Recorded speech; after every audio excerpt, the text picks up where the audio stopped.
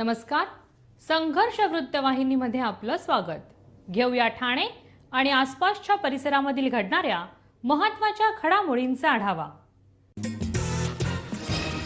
विशेष मुलांना स्वावलंबी करण्यासाठी तसेच त्यांना आत्मनिर्भर करण्यासाठी जे सहकार्य लागेल ते करण्यासाठी जिल्हा प्रशासन कायम पाठीशी राहील. तसेच या मुलांच्या सर्वांगीण विकासासाठी ज्या योजना असतील त्या योजनांचा लाभ या विद्यार्थ्यांना मिळावा यासाठी नेहमीच सहकार्य राहील असे जिल्हाधिकारी डॉक्टर श्रीकृष्ण पांचाळ यांनी जागतिक दिव्यांग दिनी नमूद केलेलं आहे. ठाणे महानगरपालिकेच्या वतीने जागतिक दिव्यांग दिनाचं आयोजन राम गणेश गडकरी रंगायतन येथे आयोजित करण्यात आलं होतं. या कार्यक्रमात जिल्हाधिकारी श्रीकृष्ण पांचाळ, उपायुक्त उमेश बिरारी, दिव्यांग कला प्रतिष्ठानचे किरण नागते उपस्थित होते. दिव्यांग मुलांच्या कलागुणांना वाव मिळावा तसेच त्यांना मुख्य प्रवाहात आणणं यासाठी ठाणे महापालिका दिव्यांग कला केंद्र राबवित असलेल्या उपक्रमाचे जिल्हाधिकारी श्रीकृष्ण पांचाळ यांनी कौतुक केलंय.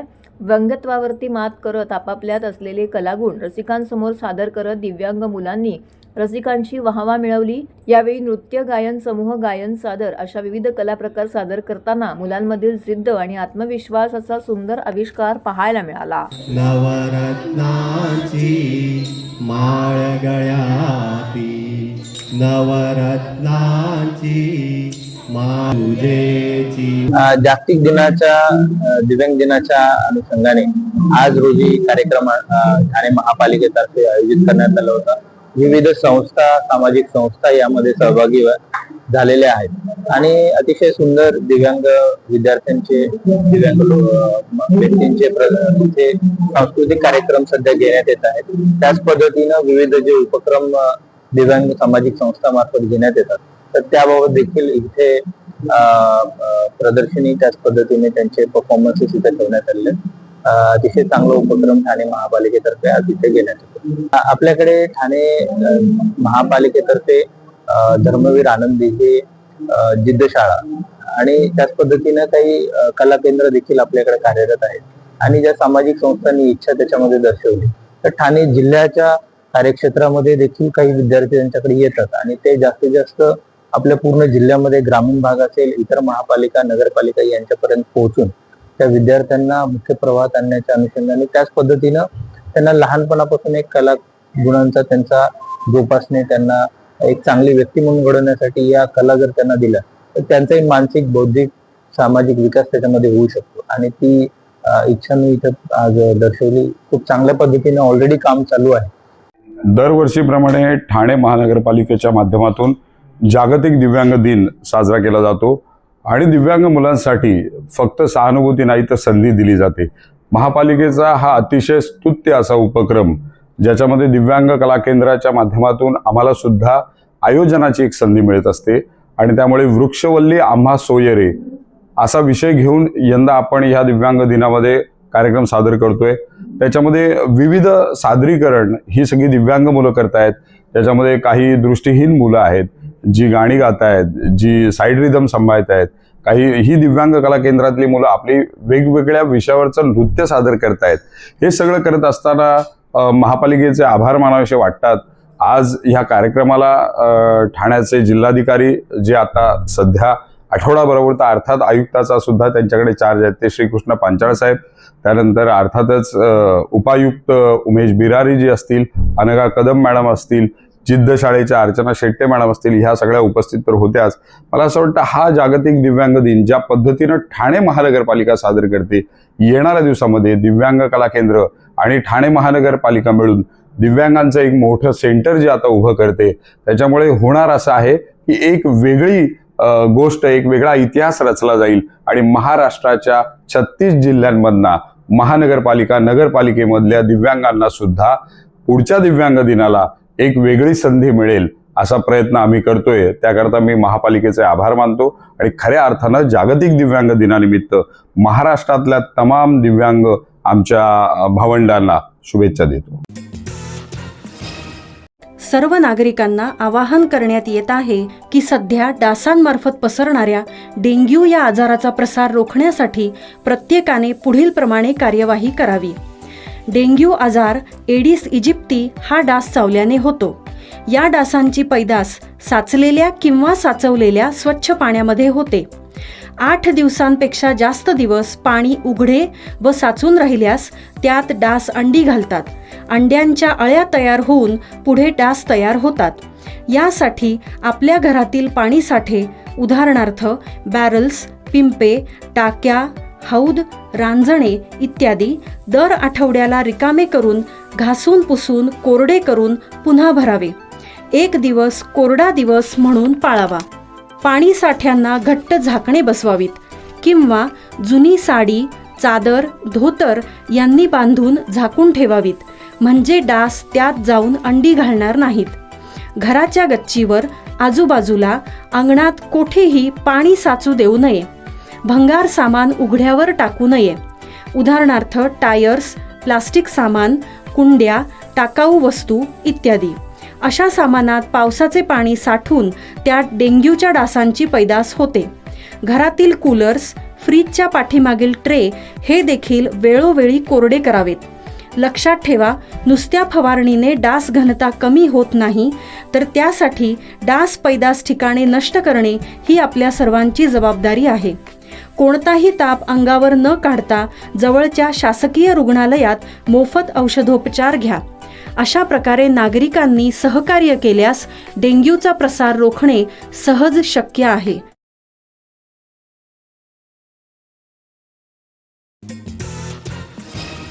रेल्वे भरतीसाठी आलेल्या उत्तर भारतीय उमेदवारांना मारहाण केल्याच्या आरोपावरून दाखल असलेला गुन्हा मान्य आहे का, असा प्रश्न न्यायाधीश कुलकर्णी यांनी आज राज ठाकरे यांना विचारलाय. त्यावर हा गुन्हा मान्य नसल्याचे राज यांनी सांगितलंय.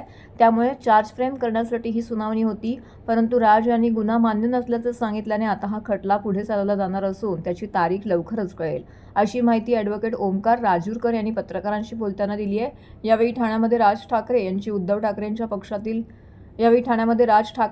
उद्धव ठाकरे पक्षातील नेत्यांनी देखील भेट घेतली. मुंबईसह राज्यातील सर्वच महापालिका निवडणुका येत्या काही महिन्यात होणार असून या निवडणुकीच्या तोंडावरती आज मुख्यमंत्री उद्धव ठाकरे आणि मनसे प्रमुख राज ठाकरे हे दोन्ही एकत्र आले आहेत. हे दोघे एकत्र निवडणूक लढवणार असल्याची चर्चा असून त्यांचे कार्यकर्तेही एकत्रित आंदोलन दिसत आहेत. असं असतानाच एका न्यायालयाच्या सुनावणीसाठी ठाणे न्यायालयामध्ये गुरुवारी राज ठाकरे हे आले असताना शिवसेना उभाटा पक्षाच्या नेत्यांनी त्यांची भेट घेऊन त्यांचं स्वागत केलंय. अखिल भारतीय रेल्वे भरती मंडळाने 19 ऑक्टोबर 2008 रोजी रेल्वे भरतीसाठी परीक्षा आयोजित केली होती. मुंबईत रेल्वे भरती परीक्षेसाठी आलेल्या उत्तर भारतीय उमेदवारांना मनसेच्या कार्यकर्त्यांनी मारहाण केल्याचा आरोप झाला होता. रेल्वे भरतीमध्ये उत्तर भारतीयांना प्राधान्य दिले जात असून रेल्वे भरतीत स्थानिकांवर अन्याय होत आहे, असा मनसेचा आरोप होता. यानंतर हिंसाचार वाढला आणि या प्रकरणी राज ठाकरे यांच्यावरती गुन्हा दाखल झाला होता. या प्रकरणी मनसे प्रमुख राज ठाकरे यांच्यासह त्यांच्या सहकाऱ्यांनी ठाणे न्यायालयामध्ये सुनावणीसाठी हजेरी लावली. यावेळी राज यांनी गुन्हा मान्य नसल्याचं न्यायालयात सांगितलंय. त्यानंतर न्यायालयाकडून आता हा खटला पुढे सुरू करण्याचा निर्णय घेण्यात आला आहे.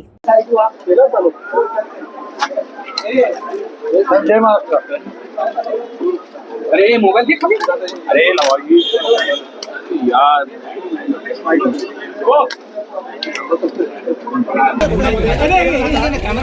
आणि साहेब हप्तेद्वारे कोर्टाने विचारलं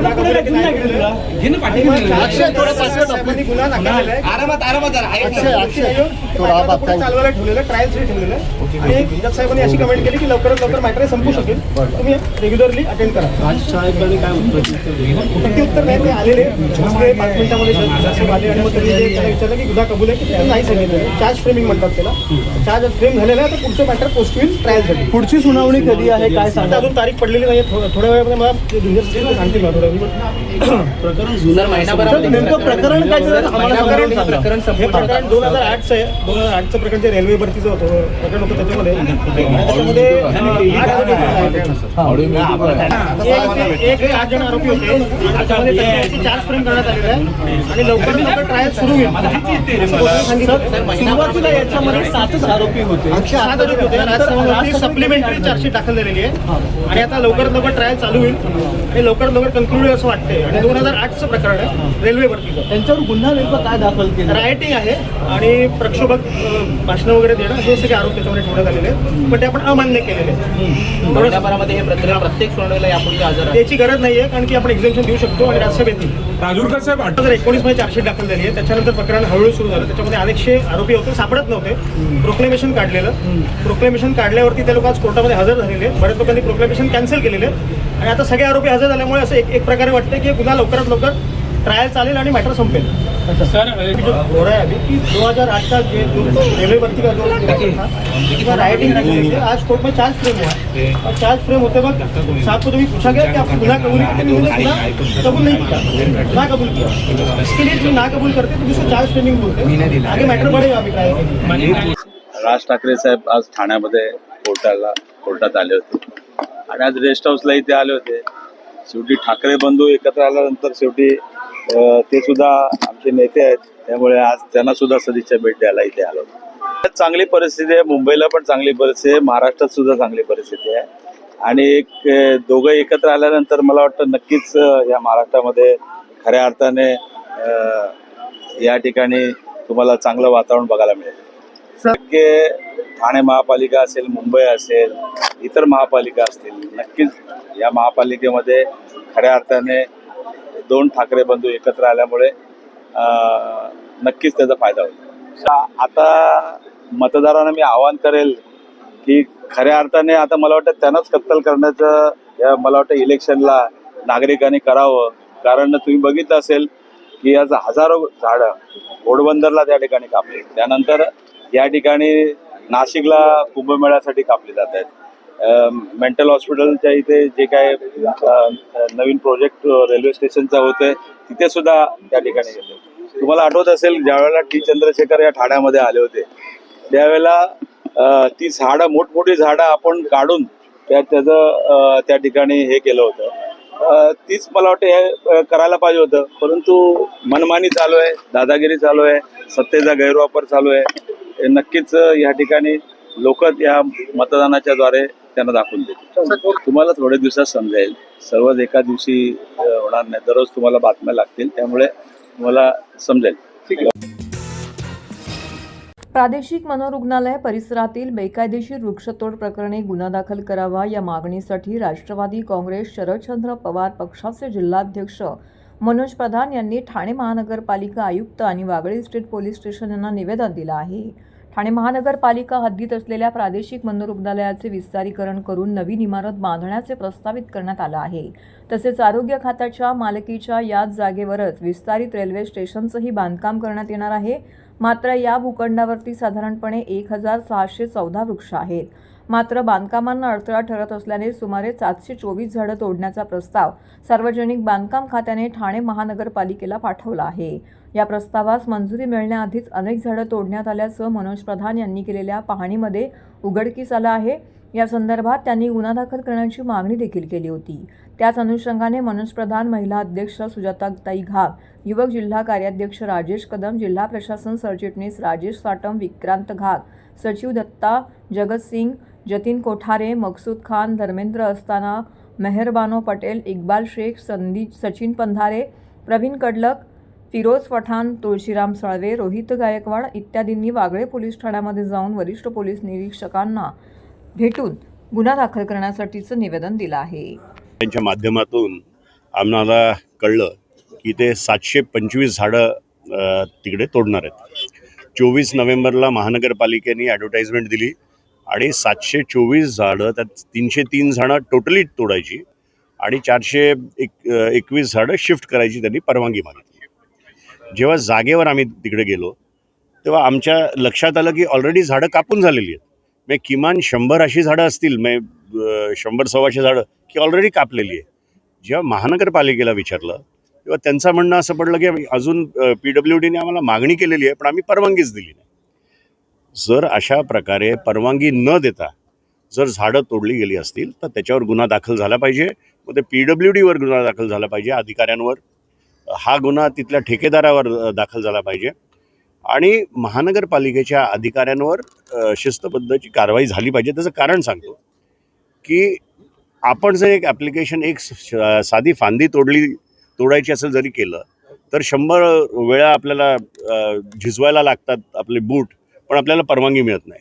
त्याच्यानंतर ते जागेवर येतात, ते एक रिपोर्ट तयार करतात.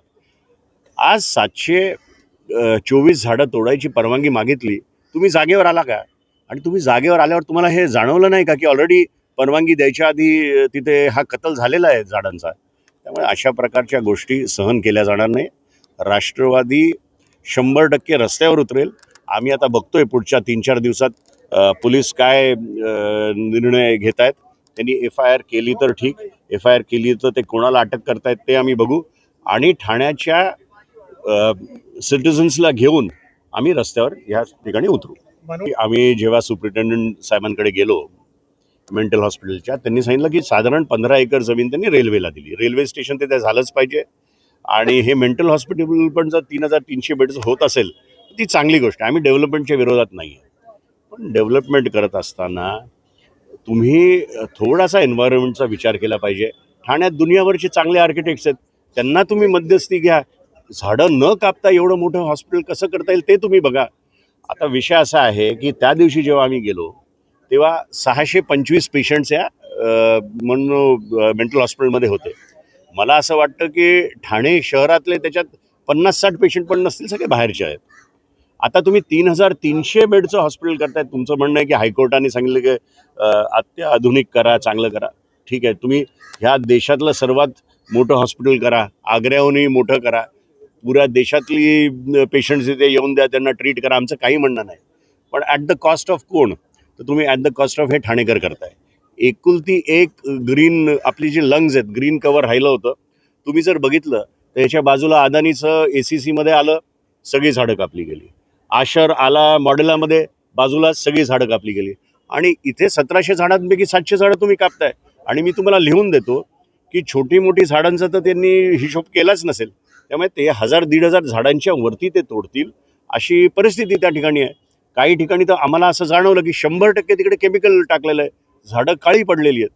आपल्याला ह्याच्यावर लक्ष केंद्रित करायला लागेल. आम्ही सगळ्या NGOजला गाठणार आहोत. आम्ही वारंवार तिकडे जाऊ आणि जोपर्यंत यांच्यावर गुन्हा दाखल होत नाही हा विषय आम्ही सोडणार नाही. महाराष्ट्र राज्याचे उपमुख्यमंत्री एकनाथ शिंदे यांच्या प्रयत्नांनी नूतनीकरण केलेल्या 900 बेडच्या ठाणे जिल्हा सामान्य रुग्णालयाचे काम अंतिम टप्प्यामध्ये आले आहे. या रुग्णालयामध्ये PPP मॉडेलवरती वैद्यकीय महाविद्यालय तसेच सर्वसामान्यांच्या कर्करोग उपचारासाठी हब अँड स्पोक धोरण लागू करण्याची मागणी संसदेमध्ये शून्य प्रहर काळामध्ये खासदार नरेश म्हस्के यांनी केंद्र सरकारकडे केली आहे. ठाणे जिल्हा सामान्य रुग्णालय अर्थातच सिव्हिल हॉस्पिटलमध्ये ठाणे, पालघर आणि रायगड जिल्ह्यातून सर्वसामान्य नागरिक मोठ्या संख्येने उपचारासाठी येत असतात. 300 खाटांचे हे रुग्णालय अपुरे पडत असल्याने आणि काही इमारती मोडकळीस आल्याने तत्कालीन मुख्यमंत्री व विद्यमान मुख्यमंत्री एकनाथ शिंदे यांनी या वास्तूचं नूतनीकरण करण्याचे ठरवून हा प्रकल्प आता अंतिम टप्प्यामध्ये आणला आहे. ठाणे हे भारतातील सर्वात वेगाने शहरीकरण होणाऱ्या जिल्ह्यांपैकी एक आहे, ज्यामध्ये 6 मोठ्या महानगरपालिका आहेत. येथील लोकसंख्येची संख्या आणि OPDचा भार इतका जास्त आहे की केवळ रुग्णालय बांधणं पुरेसं नाही. आजही लाखो रुग्ण गंभीर आरोग्य सेवेसाठी मुंबईमध्ये येतात. म्हणूनच या ठिकाणी उपचारांसोबत वैद्यकीय शिक्षणाच्या पायाभूत सुविधांची तातडीने आवश्यकता आहे. ही सुपर स्पेशालिटी पायाभूत सुविधा केवळ रुग्णालयापुरती मर्यादित राहू नये यासाठी सरकारने PPP मॉडेल वापरून ते तात्काळ पूर्ण वैद्यकीय महाविद्यालय रूपांतरित करावे. यामुळे स्थानिक पातळीवर नवीन डॉक्टरांची निर्मिती तर होईलच, शिवाय मुंबई रुग्णालयावरील वाढता ताणही कमी होईल अशी मागणी खासदार नरेश म्हस्के यांनी केली आहे. आमचे उपमुख्यमंत्री एकनाथ शिंदे यांच्या प्रयत्नाने 900 बेडचं सिव्हिल हॉस्पिटल तयार होत आहे.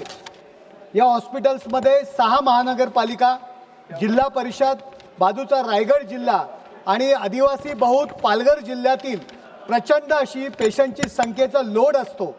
आणि यामुळे क्रिटिकल ज्या काही शस्त्रक्रिया आहेत डॉक्टर अभावी त्या ठिकाणी होत नाही आहेत. याकरता मी पहिली मागणी करतो की हॉस्पिटल तर आपण बांधतोय, परंतु त्याचं रूपांतर सरकारने नवीन PPP स्वरूपात मेडिकल कॉलेजमध्ये रूपांतर केलं तर नवीन डॉक्टर्सही तयार होतील आणि चांगली ट्रीटमेंट मिळेल. तसेच वित्तमंत्री यांनी येत्या 3 वर्षात बजेटमध्ये डिक्लेअर केलं की 4500 कॅन्सरचे डे केअर बेड्स आणि 200 नवीन केंद्र सुरू करूया. जिल्हा स्तरावरती स्पेशालिस्ट डॉक्टर कॅन्सरवरती मिळत नाहीत, अँकोलॉजिस्टची कमी असते. म्हणून माझी दुसरी मागणी आहे की कॅन्सर केअरसाठी हब अँड स्पोक मॉडेलची अंमलबजावणी करावी, जेणेकरून जिल्हा केंद्र जी आहेत टाटा मेमोरियल सारख्या अनेक संस्था कॅन्सरवरती काम करतात त्यांच्याशी व्हिडिओ कॉन्फरन्सिंग PPP मॉडेल्सवरती त्यांना मार्गदर्शन करतील आणि जिल्ह्यामध्ये कॅन्सरवर ट्रीटमेंट सुरू करील, जेणेकरून जास्तीत जास्त गरीब रुग्णांना त्याचा उपयोग होईल. तरी सरकारने या मागण्यांचा योग्यपूर्वक विचार करावा अशी या सभागृहात मी विनंती करत आहे. राज्यातील महापालिका, जिल्हा परिषद तसेच काही नगरपालिकांच्या निवडणुका येत्या काही महिन्यात होणार आहेत. लोकसभा आणि विधानसभा निवडणुका महायुतीत लढवणाऱ्या भाजप आणि शिंदेंच्या शिवसेनेची युती होणार की नाही याविषयी वेगवेगळ्या चर्चा रंगल्या आहेत. मध्यंतरी ठाणे जिल्ह्यात दोन्ही पक्षांमध्ये नेत्यांमध्ये शाब्दिक युद्ध रंगले होते, तर दोन्ही पक्षांच्या नेत्यांकडून पक्ष फोडाफोडीचं राजकारण देखील सुरू होतं. यावरूनच त्यांच्यातील संबंध ताणले गेल्याचं चित्र होतं. असं असताना शिंदेंच्या शिवसेनेचे खासदार नरेश म्हस्के यांनी राज्यातील महापालिका, जिल्हा परिषद तसेच काही नगरपालिकांच्या निवडणुकांमधील महायुतीबाबत मोठं विधान केलं आहे. शिवसेनेतील फुटीरनंतर राज्यात भाजपाने शिंदे गटासोबत महायुतीचे सरकार स्थापन झालं आणि त्यानंतर ठाणे जिल्ह्यातील शिवसेनेचे नेतृत्व करणारे एकनाथ शिंदे हे मुख्यमंत्री झाले. लोकसभा आणि विधानसभा निवडणुका भाजप आणि शिंदेंच्या शिवसेनेने महायुतीत लढवल्या होत्या. लोकसभेला महायुतीत अपेक्षित यश मिळाले नव्हते, मात्र विधानसभा निवडणुकीत महायुतीने सर्वाधिक जागा जिंकून सत्ता स्थापन केली.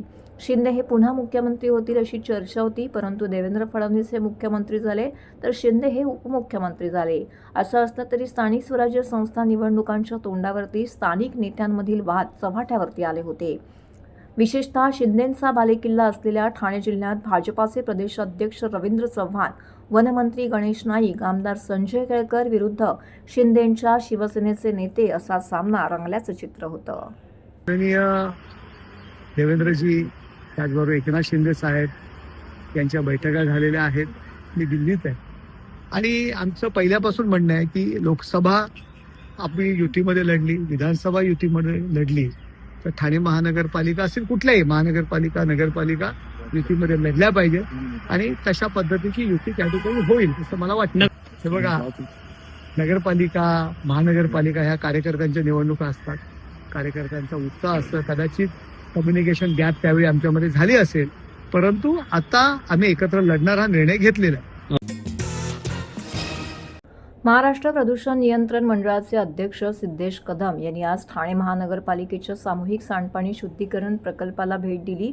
कोपरी येथे कन्हैयानगर येथे हा प्रकल्प उभारण्यात आलेला आहे. या प्रकल्पाची आज महाराष्ट्र प्रदूषण नियंत्रण मंडळाचे अध्यक्ष सिद्धेश कदम यांनी पाहणी केलेली आहे. या प्रकल्पाअंतर्गत योग्यरित्या या ठिकाणी प्रक्रियेचं काम सुरू आहे. शिवाय मोठ्या प्रमाणामध्ये ठाणे शहराची लोकसंख्या ही दिवसेंदिवस वाढत आहे, त्यामुळे या ठिकाणी या प्लांटची देखील व्याप्ती वाढणं अत्यंत गरजेचं आहे असं त्यांनी म्हटलेलं आहे. ठाणे शहरातील हवेची गुणवत्ता दिवसेंदिवस या ठिकाणी सुधरत असल्याचं देखील त्यांनी म्हटलेलं आहे. गेल्या काही दिवसांपूर्वी ठाणे महानगरपालिका क्षेत्रातील हवेच्या गुणवत्तेबाबत एक विशेष अशी बैठक आयोजित करण्यात आली होती. त्यामध्ये या हवेची गुणवत्ता दिवसेंदिवस ढासळत असली अशा प्रकारची चर्चा देखील करण्यात आलेली होती. त्याबाबत आज पुन्हा एकदा हळूहळू हवेची गुणवत्ता सुधारत असल्याचं वक्तव्य या ठिकाणी महाराष्ट्र प्रदूषण नियंत्रण मंडळाचे अध्यक्ष सिद्धेश कदम यांनी केलेलं आहे. त्याचबरोबर प्रदूषण नियंत्रण करण्याकरिता असलेली ठाणे महानगरपालिकेची यंत्रणा ही पुरेशी आहे, त्याबाबत कोणत्याही प्रकारचा आक्षेप नाही आहे. त्याचबरोबर जर का यंत्रणा कुठे कमी पडत असेल तर त्याकरिता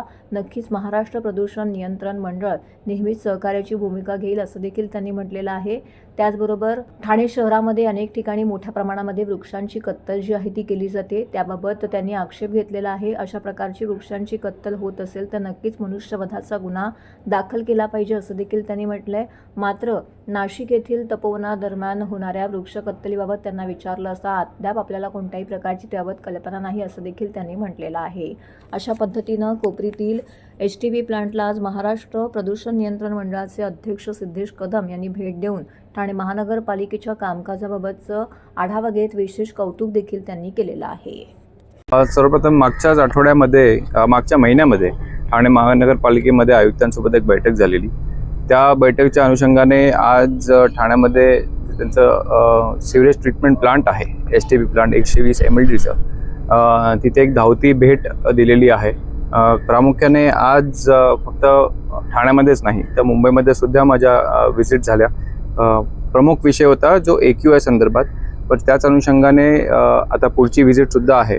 पण आज इथे HTP प्लांट पाहिल्यानंतर एक चांगला इथे HTP प्लांट रन होत आहे ते आपण पाहिलं. आपण सगळ्यांनी पाहिलं की आपण लाईव्ह मासे त्या पाण्यात ट्रीट केल्यानंतर आपण त्याच्यामध्ये पाहिलेत.